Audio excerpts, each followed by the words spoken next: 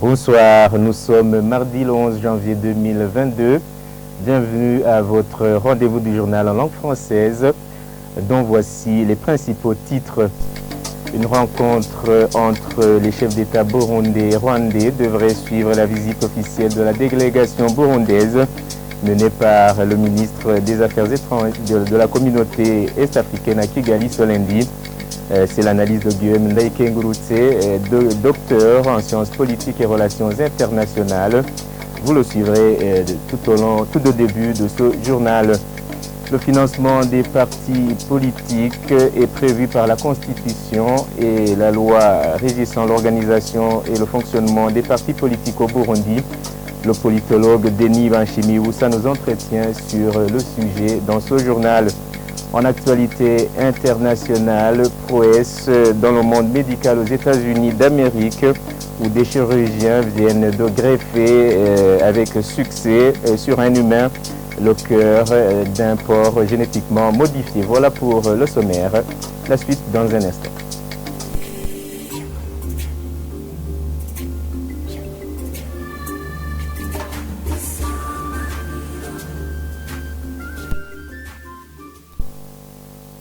Bonsoir. L'audience en tête-à-tête entre les chefs d'État burundais et rwandais et l'étape qui devrait suivre la récente visite de la délégation burundaise à Kigali et ce lundi. C'est l'analyse de Guillaume Ndaïkengurutse, docteur en sciences politiques et relations internationales, qui rappelle que le Premier ministre rwandais s'était joint au Burundi lors de la célébration du 59e anniversaire de l'indépendance. Suivez-le. Je pense donc que cette délégation qui a été envoyée à Kigali, c'était une forme de réciprocité pour réaffirmer la volonté des deux côtés d'assainir le climat entre les deux pays. En quelque sorte, nous sommes dans un processus qui est appelé à résoudre un problème, un conflit interétatique, un problème interétatique très très profond. C'est-à-dire, cette étape, elle est très importante. Et aujourd'hui, donc, ces visites de part et d'autre matérialisent cette volonté politique d'assainir les relations entre le Burundi et le Rwanda. Mais faites le constat avec moi que ça reste au niveau des ministres qui sont envoyés à tel ou tel autre président des deux pays.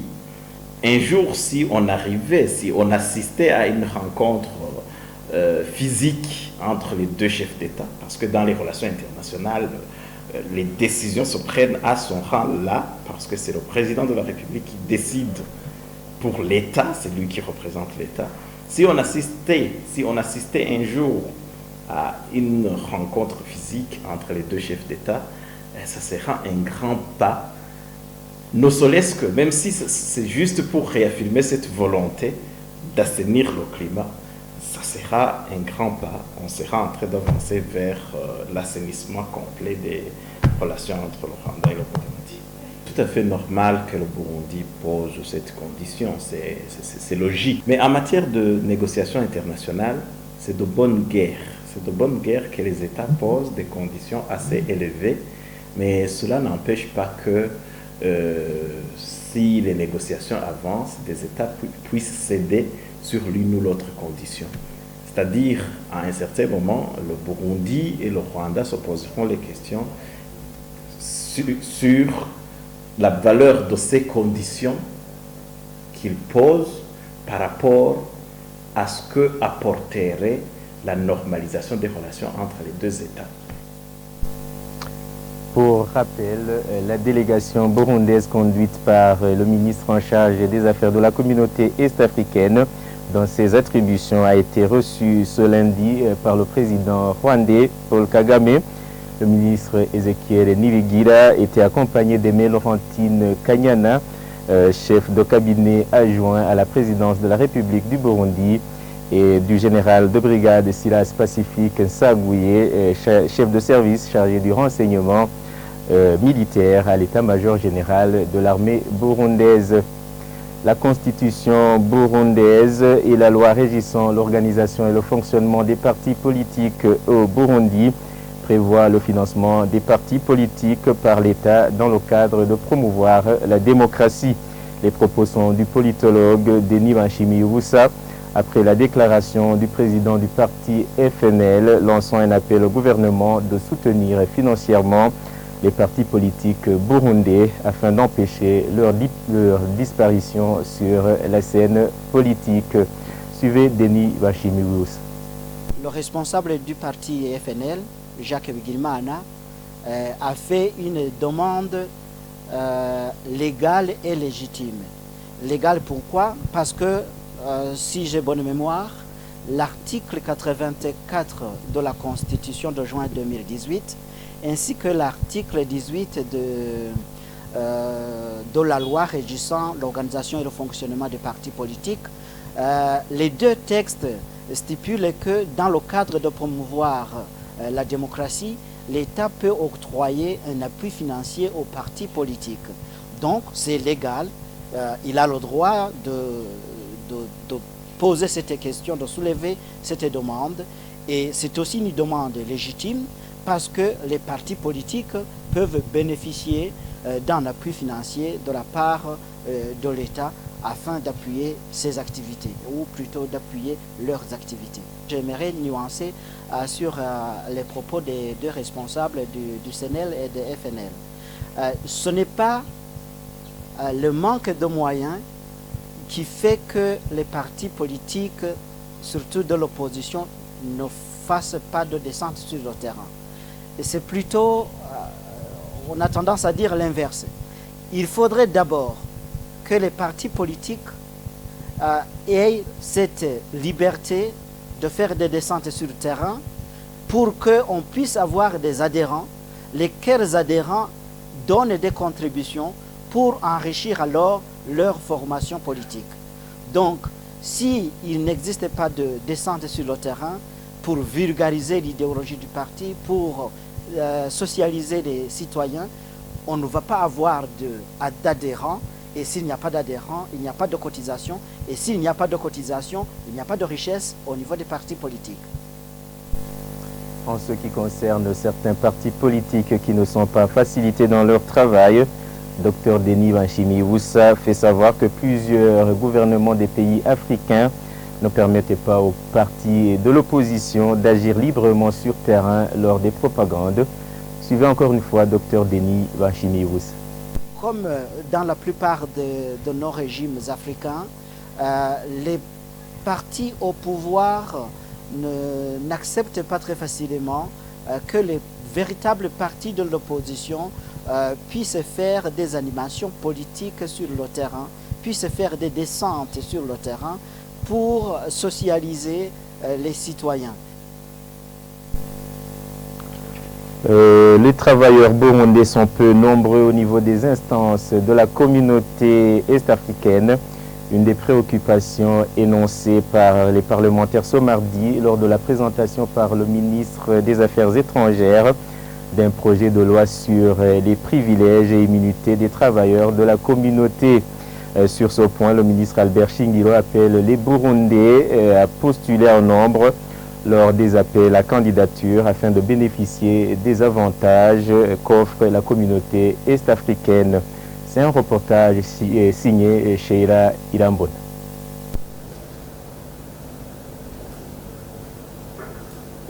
Présenter le projet de loi concernant les privilèges et immunités des travailleurs de la communauté est-africaine devant les parlementaires, c'est ce que le ministre Albert Shingiro a fait ce mardi devant les parlementaires. Le ministre Albert Shingiro a indiqué que ratifier cette loi va permettre au Burundi de se conformer aux autres pays de la communauté.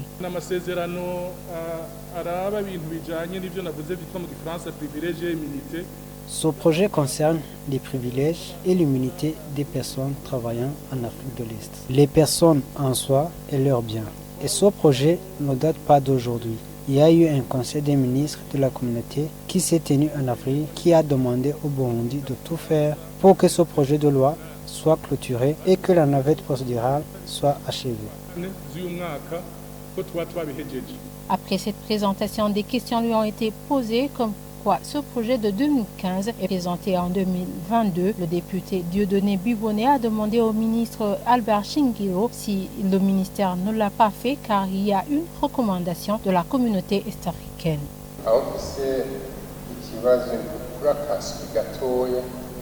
Ma préoccupation est que nous venons de l'analyser sur recommandation du Conseil des ministres. Est-ce que si le Conseil des ministres ne l'avait pas recommandé, est-ce qu'on aurait pensé ratifier cette loi? Et au ministre de répondre que même sans cette recommandation, il était prévu que cette loi soit présentée. Ce n'est pas parce qu'il y a eu cette recommandation que nous vous proposons cette loi. Le Burundi fait partie des réunions qui se font dans cette communauté.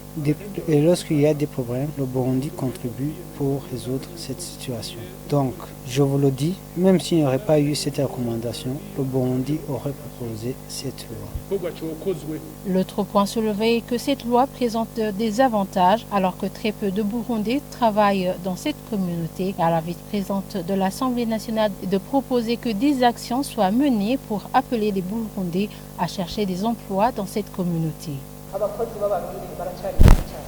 Il y a très peu d'employés burundais dans cette communauté. On doit étudier ce qu'on doit faire pour que les Burundais aient des postes dans cette communauté et pour que le pays gagne en visibilité. Sinon, on se rendrait compte que nous avions ratifié une loi qui profite aux autres.